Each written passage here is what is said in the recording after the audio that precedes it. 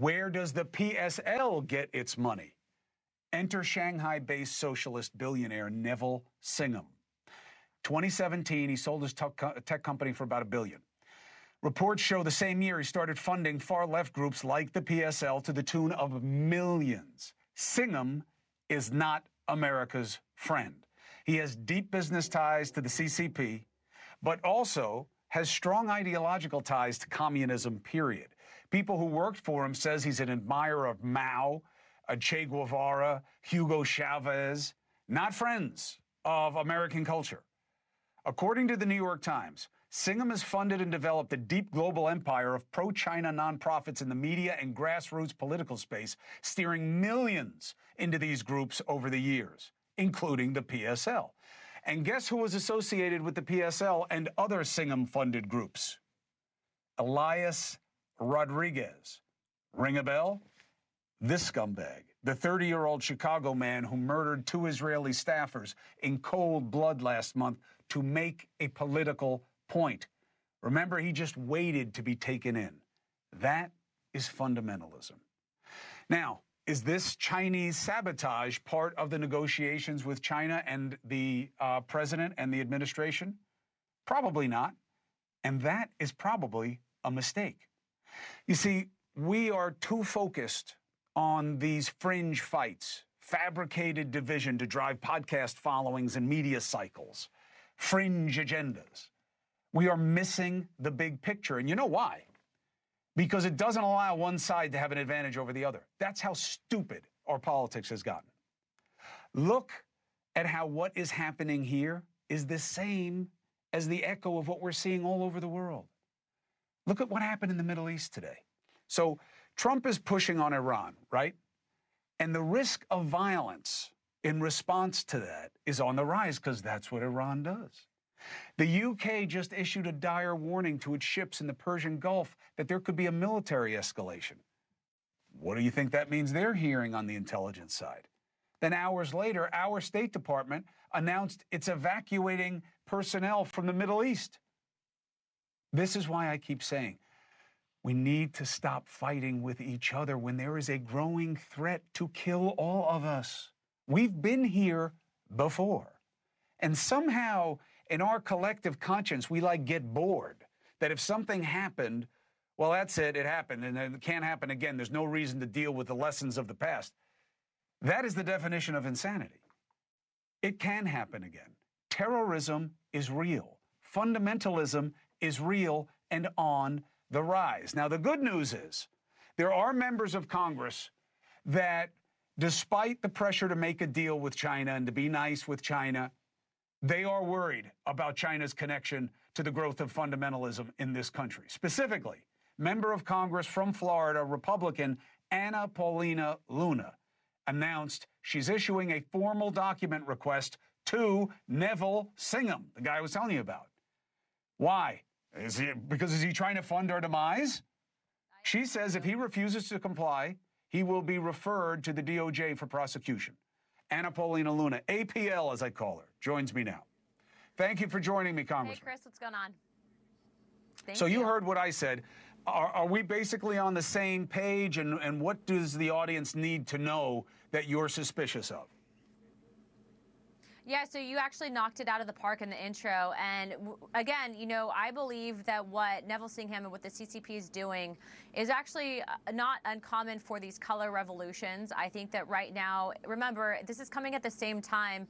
Within the last couple of weeks, we've actually been able, the FBI has actually obtained and arrested multiple members of the Chinese government that actually were trying to smuggle in agro-terrorism into the United States.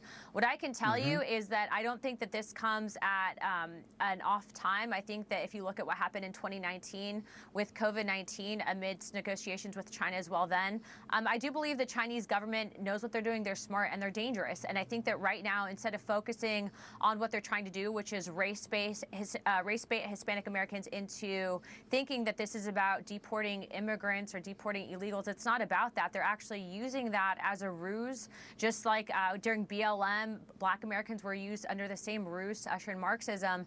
And what I will tell you is the funding and the money that we are seeing coming actually into Neville Singham's pocketbook, and then also that are being distributed among some of these nonprofit and organizations. It's actually money directly from the CCP. Actually, under the last administration, under Garland, Senator Rubio then, and then also to Senator Lindsey Graham, wrote a message to Merrick Garland actually asking him to investigate Neville Singham under FARA violations, and the administration never followed up. So I'm very serious about what I'm saying. It's not just me, it's the entire Oversight Committee in Congress that will be issuing that testimony. If Neville Singham does not show up, he will be then held in contempt of Congress. And this is a different administration. We are not playing games. Right now, you are seeing right now in real time, things are heating up in the Middle East. You're seeing China actually just activated its own ships into the Pacific for the first time. They are not our friends.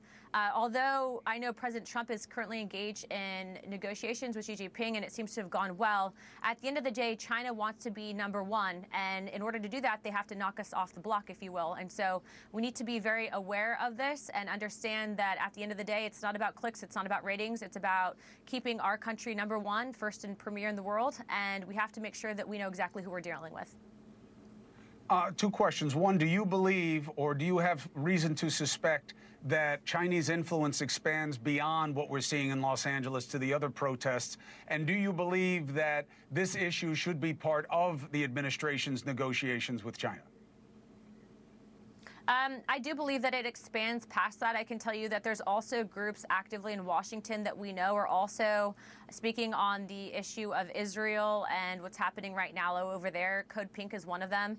They actually said that they were going to file an ethics complaint against me because I actually pulled up their funding from the Communist Chinese Party and also called them communist agents. So what I can tell you is it doesn't just stop there. I mean, everything from bot farms on social media to accounts that you'll see pop up.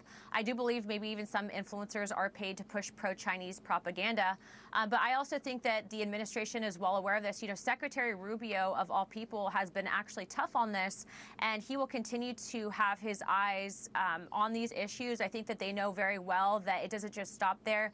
We know that there are the Confucius Institutes that pop up. And frankly, my main concern also is that China's operating in South America. I just got back from meeting with President Bukele. I've met with the Honduran government. I can tell you that they are not our friends. And actually speaking to what's currently happening in the Middle East, at least I can bring you one positive piece of information, Chris, for you and your viewers, and that I actually just got off the phone with the Syrian government, and the Syrian government within the next couple of days, potentially next couple of hours, will be reaching out to the Israeli government. I've heard and definitely been able to pass the information that the Syrian government has expressed the willingness to join in the Abraham Accords and that they do not want war with Israel. And so I think that that's at least the one positive note that we can take from all of this. Have you heard in Syria that there is an Islamist extreme group going around trying to hunt down Christians? Yeah, and I will tell you that, especially just being a member of Foreign Affairs, that we obviously are tracking that ISIS is still a problem there, but the new administration in Syria is obviously not supportive of that. And they also want to ensure that Christians also are protected in their region. But also to understand that Syria right now is in a very fragile state. And so we are working to lift sanctions and codify President Trump's executive order, and then also to foster those foreign relationships. So I will be extending an invitation to the president of Syria to come meet with us. I know that there's actually a bipartisan effort to support Syria in this gentle state. And we also hope that Israel and Syria can start speaking directly in a positive fashion, because I believe right now that we need calm and level heads. I know that we have great leadership out of the White House that's going to continue to foster these relationships. But, you know, what we do here has real world implications. And what I can tell you is that when I see all this happening with these riots and protesters, people are looking for clickbait instead of trying to find the actual root problem. And we find the root problem being funded from China. I take a personal issue with that because there's big, big implications. Many people can get hurt. So we have to make sure that we're staying level-headed about all of this. Thank you for watching. Subscribe below and download our NewsNation app right now on your phone, and you will get fact-based, unbiased news for all Americans.